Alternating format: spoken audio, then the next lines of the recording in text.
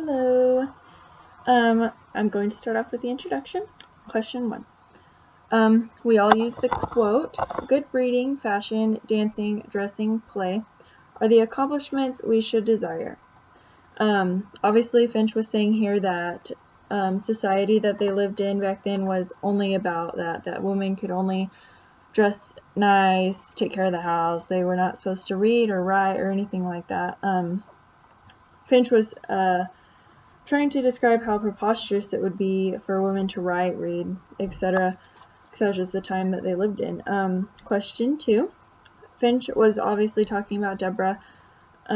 She was a woman that led the Israelites out of poverty and then ruled them, and she did a really good job. And obviously, maybe this is one of Finch's heroes, because, I mean, she'd been doing what women...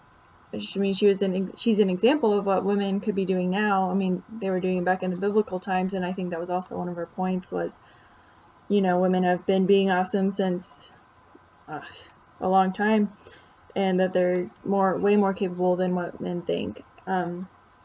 Question number 3. Finch this stanza was just calling us to follow our dreams, you know, she tells women to not let men just, to oppress them, just to, you know, follow their dreams, to read, to write, to do whatever they could, you know, whatever they wanted to do. And like Garrett had said, she was like calling her shot. She's like, oh, well, if I put this in here, then this will help me prove my point even more, you know, to show that women can do exactly what men say that they can't. Number 4 was asking about Finch's main points of the poem. I think it was to just prove that women can do anything. I mean, she wrote this poem and it was a very good poem, and she just rocked it, basically. She was one of the early feminists. She loves the arts. She thinks that women are even a little bit better than men at the arts, and that was what made her one of the early feminists. So that was the introduction. A nocturnal reverie.